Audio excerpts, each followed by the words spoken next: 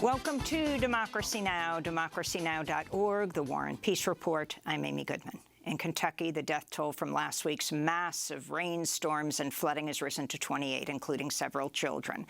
On Sunday, Kentucky Governor Andy Beshear told NBC's Meet the Press that recovery crews face weeks of work, even as forecasters predict more rain in the coming days.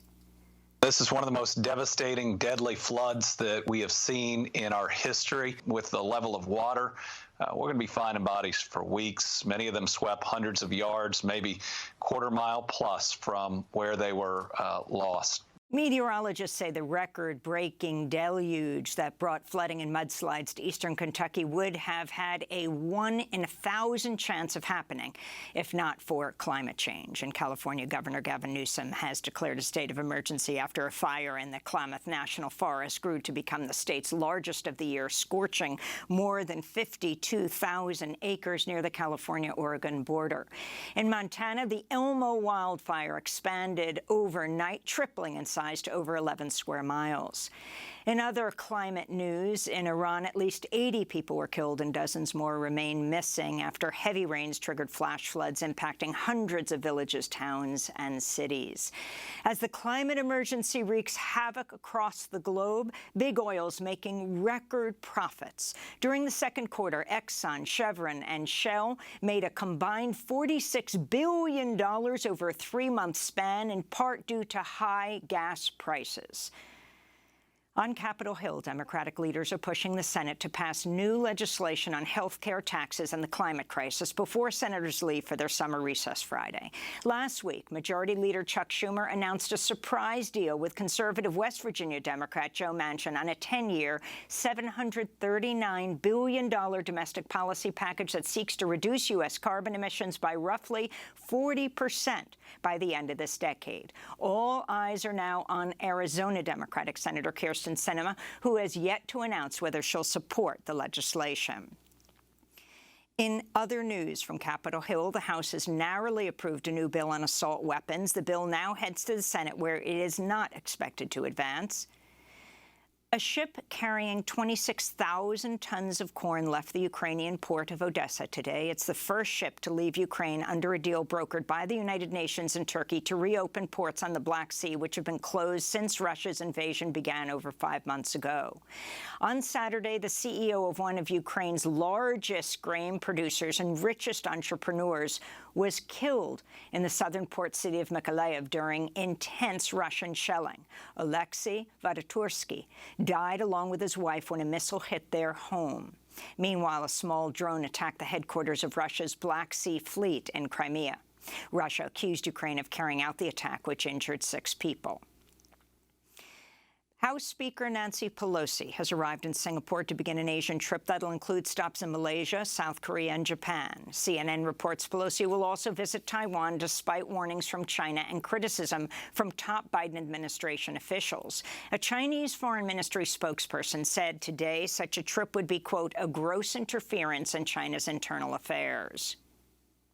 Pope Francis has wrapped up his trip to Canada, where he apologized for the abuse of Indigenous children who were separated from their families and sent to church-run residential schools where they face psychological, physical, and sexual violence.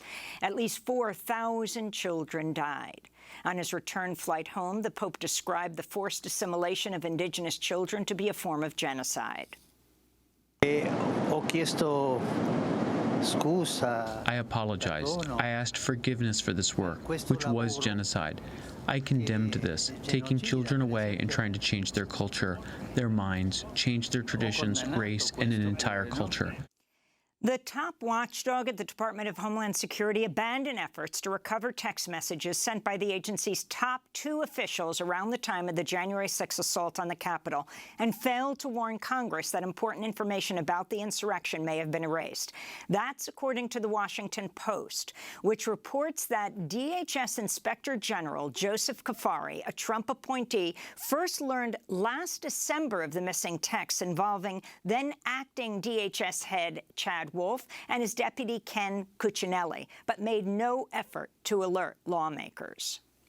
On Friday morning, the FBI raided several properties in St. Louis, Missouri, and St. Petersburg, Florida, tied to the African Peoples Socialist Party, which leads the Uhuru movement. The Pan-Africanist group has been a longtime advocate for reparations for slavery and a vocal critic of U.S. foreign policy. The raids came as the Justice Department indicted a Russian man living overseas. He's accused of using U.S.-based groups to spread Russian propaganda. The groups were not named in the indictment, but reportedly include the African Peoples Socialist Party. One of the FBI raids targeted the home of Amali Yeshitela, the founder of the African Peoples Socialist Party. He accused the FBI of targeting the group for its political work. They see in the African Peoples Socialist Party a vanguard for the struggle for the liberation of our people. They see that because not just what we do here in the United States, but because we had the temerity to do like Garvey, to do like Malcolm X, and take the struggle of black people around the world. In Guatemala, press freedom and human rights groups are condemning the arrest of veteran, award-winning journalist José Rubén Zamora. On Friday, police raided his home and the office of his newspaper, El Periódico. Zamora has been accused without evidence of money laundering and blackmail, but he and supporters say his arrest is in retaliation for the newspaper's probes into corruption by Guatemala's right-wing president Alejandro Giammattei and other officials. Zamora spoke to reporters after being taken into custody. They chased me and my children in the streets in a very dangerous way. My family had to exile. My home was illegally raided, but they haven't gone as far as now, with them formally arresting me. I don't know how long the process will take. We keep facing a narco-klepto dictatorship. 4 years ago, our apparent democracy was transformed, electing a president that is a thief who has been assaulting us for the past 4 years. Us as Guatemalans, we don't have the capacity to defend ourselves. Basketball legend and civil rights activist Bill Russell has died at the age of 88. As a player, he helped transform the game as he led the Boston Celtics to 11 NBA championships during his 13-year career. In 1967, he became the NBA's first black coach. Off the court, Russell was a longtime civil rights advocate. In 1961, he led a boycott of a game in Kentucky after 2 of his black teammates were denied service at their hotel.